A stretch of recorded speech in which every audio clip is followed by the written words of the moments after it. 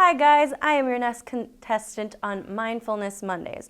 I didn't really want to, but who can resist Mrs. Leadholm's pleading, desperate look?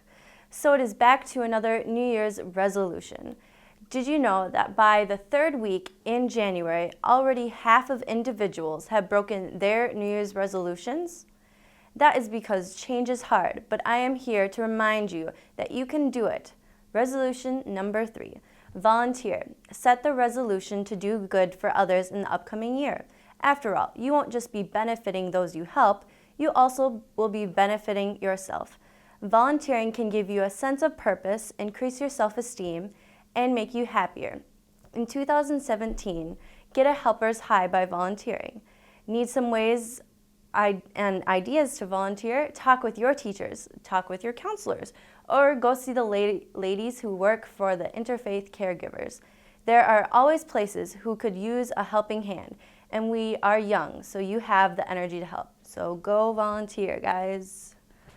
Please stand for the pledge. I pledge allegiance to the flag of the United States of America and to the republic for which it stands, one nation, under God, indivisible, with liberty and justice for all. Good morning, Tigers. I'm Julia and she's Jessica. And today is Monday, January 16th, and it's a B-Day. We have a few announcements and 2 videos for you today. Calling all senior guys, are you interested in showcasing your talents, style, having fun, and raising money for the community? If so, please get a Mr. BRF entry form from Ms. Halverson or Ashley Overleen. Entry forms are due to Ms. Halverson by Friday, January 20th. Hey, Jessica. What? Are there any sporting events tonight? Yes. Boys basketball is at Cameron and girls basketball is at home versus Royal. And there will also be a Jackson County bank shot. Nice. Are you looking for a little support from your peers? If so, Teen Talk Group is for you. They meet at 3:30 to 5 at the Black River Falls Public Library. This group meets each Tuesday afternoon and is open to high school age students. 1 in 4 adolescents experience verbal, physical, emotional, or sexual abuse from a dating partner. This group will encourage teens to talk freely about their concerns and thoughts, as well as provide some evidence-based education. Speaking of concerns and thoughts, here's a video from Cammie Thundercloud and Jade Potter about how words hurt. I'm a waste of space. I'm congratulated for seeing my toes. I am the biggest mistake of all time. I'm a waste of oxygen. I'm a bastard. I'm anorexic. I'm a lardiness. I'm a doormat. Apparently I'm a retard. I'm a piece of trash. You fat cow.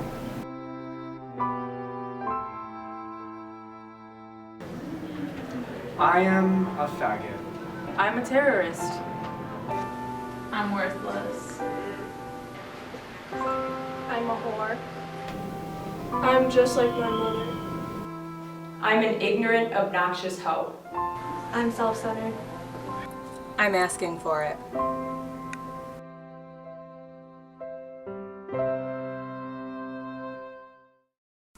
Finally, we'll leave you off today with another video about a very important man. Dr. Martin Luther King Jr. Day honors the civil rights leader, minister, and winner of the 1964 Nobel Prize. Student senators and their advisors want you to know more about his life and legacy. Have a great day, Tigers. Bye. Nonviolence is the answer to the crucial political and moral questions of our time. The need for man to overcome oppression and violence without resorting to oppression and violence. Man must evolve for all human conflict, a method which rejects revenge, aggression, and retaliation.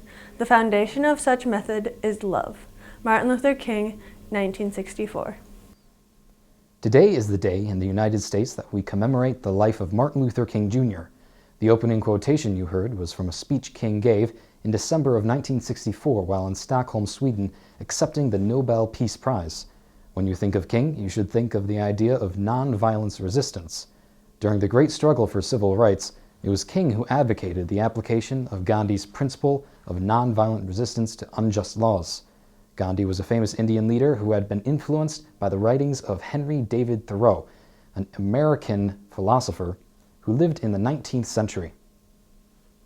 Mahatma Gandhi has done more than any other person of history to reveal that social problems can be solved without resorting to primitive methods of violence. In this sense, he is more than a saint of India. He belongs to, as they said of Abraham Lincoln, to the ages. Martin Luther King, 1958.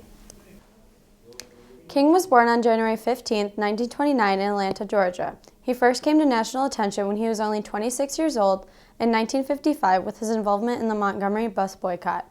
13 years later, in April of 1968, he was murdered at the age of 39 while in Memphis, Tennessee.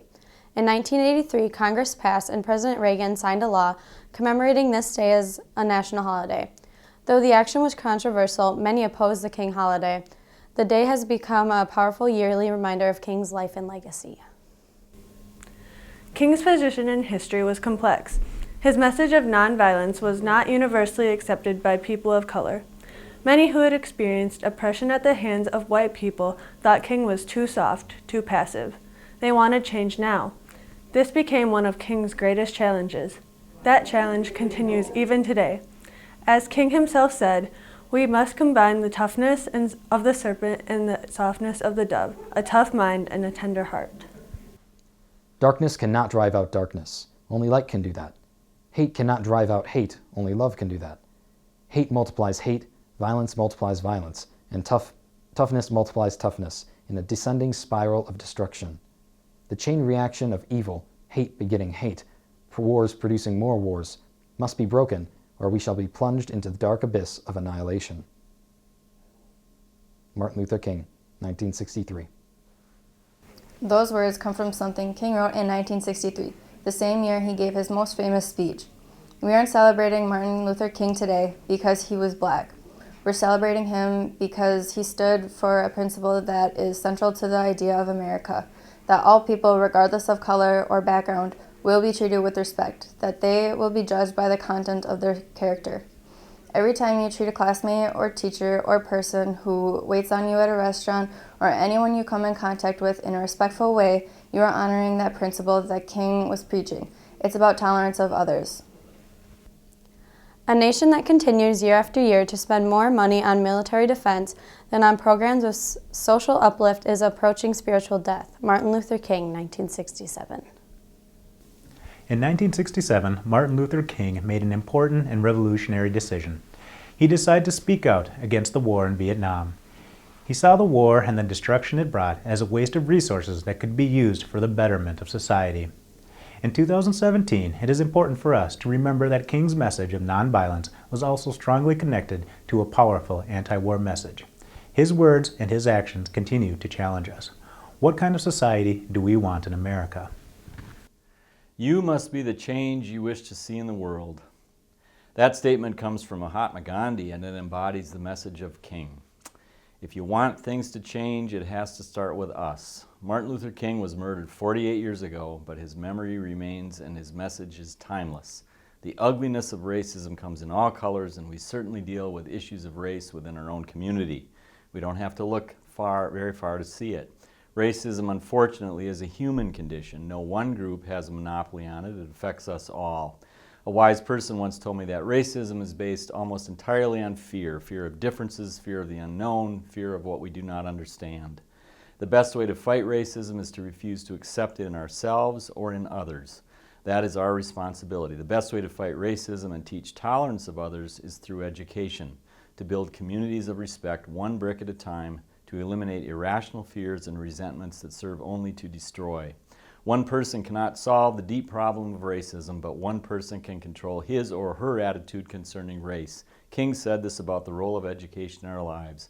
The function of education is to teach one to think intensively and to think critically. Intelligence plus character, that is the goal of true education.